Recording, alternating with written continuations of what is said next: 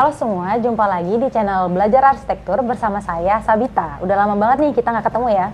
Nah, bagi teman-teman yang belum subscribe, silahkan klik tombol subscribe dan jangan lupa untuk nyalakan lonceng notifikasinya agar nggak ketinggalan video-video terbaru dari kami.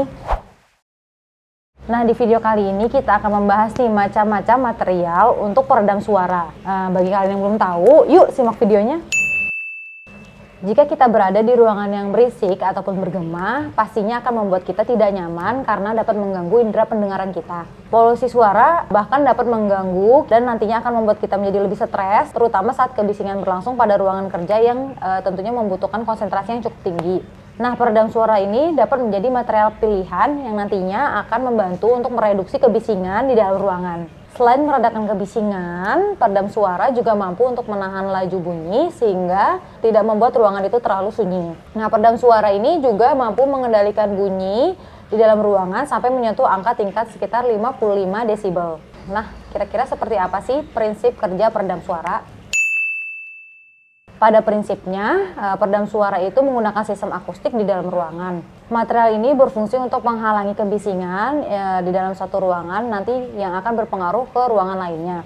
Dengan memasang peredam suara, bunyi-bunyi yang akan dihasilkan nanti, suaranya biasanya akan terdengar lebih jernih dan juga lebih natural. Gak heran nih, material ini biasanya dipakai untuk studio-studio musik ataupun bioskop-bioskop guna menghasilkan kualitas suara yang lebih tinggi. Nah, setelah tadi kita bahas prinsip-prinsip dari peredam suara, kita akan masuk ke pembahasan material peredam suara.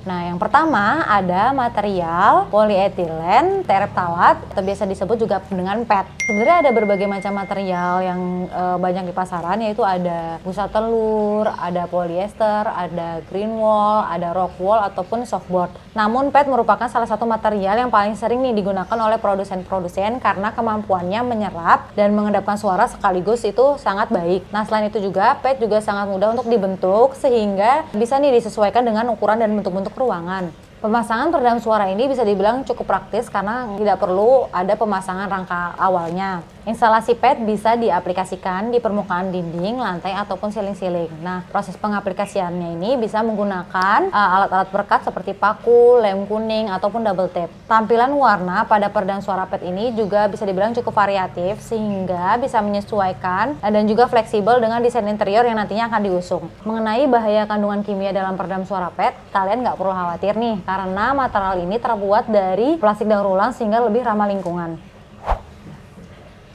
Yang kedua ada glass wool. Nah, glass wool ini merupakan material yang berbahan dasar dari fiberglass. Teksturnya sendiri mirip banget sama bulu domba ataupun wool. Untuk ketebalannya itu sekitar 2,5 cm sampai 5 cm.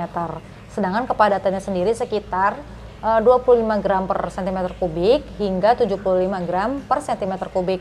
Kalian bisa nih cari glass wool ini di pasaran-pasaran yang biasanya dijual dalam bentuk gulungan yang panjangnya itu sekitar 30 meter. Nah, material yang ketiga ada rock wool. Nah, material rock wool ini terbuat dari serat mineral ringan yang mampu menyerap suara dan juga panas.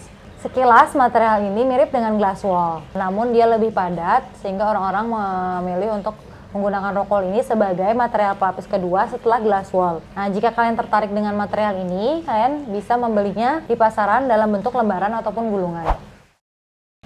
Material yang keempat ada green wool. Nah, green wool ini merupakan peredam suara yang terbuat dari bahan polyester fiber yang sifatnya tahan air sehingga tidak mampu untuk dipengaruhi oleh kelembapan udara. Sebenarnya material green wool ini lahir atas pertimbangan bahwa material glass wool dan juga rock wool itu tidak baik untuk kesehatan. Nah, karena green wool ini terbuat dari bahan polyester, green wool dinilai lebih aman dan juga tidak berbahaya dibandingkan dengan material yang sebelumnya tadi kita bahas. Untuk pemasangannya, material green wool ini bisa juga ditempel atau ditanam pada permukaan dinding.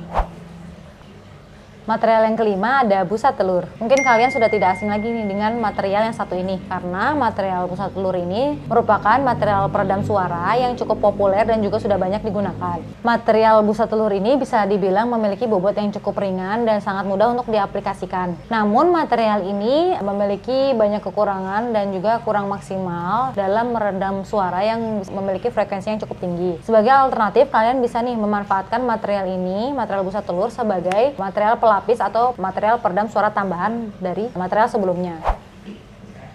Material yang keenam ada softboard. Nah, softboard ini merupakan material peredam suara yang terbuat dari serat polyester. Nah, ketebalannya itu berkisar sekitar 1,2 cm dan pada umumnya softboard itu berwarna seperti warna kayu ataupun coklat. Nah, kalian bisa menggunakan material ini sebagai material untuk meredam suara dan meredam gema. Untuk pemasangannya biasanya softboard ini dibungkus dengan kain ataupun dilapisi dengan wallpaper anti gema.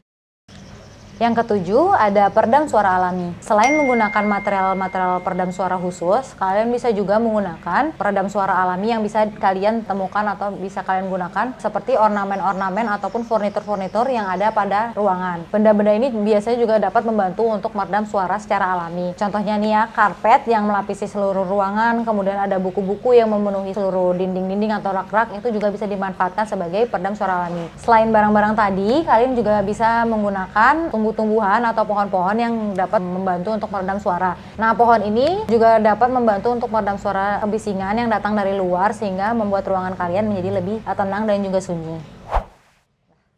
Apapun material peredam suara yang digunakan, baik itu buatan maupun alami, itu juga dapat disesuaikan dengan kebutuhan dan keinginan dari masing-masing pengguna. Nah, material-material tadi juga bisa diatur ulang dan juga fleksibel ditempatkan di dalam ruangan seperti pada dinding, langit-langit ataupun lantai. Seberapa banyak peredam suara juga disesuaikan dengan kebutuhan masing-masing dan juga sesuai dengan fungsi ruang yang akan digunakan nantinya. Nah, demikian tadi penjelasan mengenai material-material dari peredam suara. Nah, semoga video kali ini dapat bermanfaat untuk teman-teman dan juga kalau misalnya teman-teman tertarik, teman-teman bisa mengaplikasikan peredam-peredam suara ini di dalam ruangan yang akan kalian desain. Nah, sebelum akhir video, jangan lupa untuk bagikan video ini ke teman-teman kalian, like, dan juga share supaya nanti video kita ini lebih bermanfaat untuk orang lain. Satu lagi, jika teman-teman masih ada yang bingung tentang material ataupun tentang ruangan, terus kemudian tentang arsitektural, kalian bisa juga tanya di kolom komentar di bawah ini atau bisa hubungi studio Rancang Reka Ruang yang nanti link dan kontaknya akan kami taruh di description box di bawah ini ya. Oke teman-teman, sekian video kali ini. Sampai jumpa di video kami selanjutnya. Bye-bye. Adios. Material PET. Polyethylene tarap-talat. Terep-talat. Bapaknya telepon. Halo, Pak.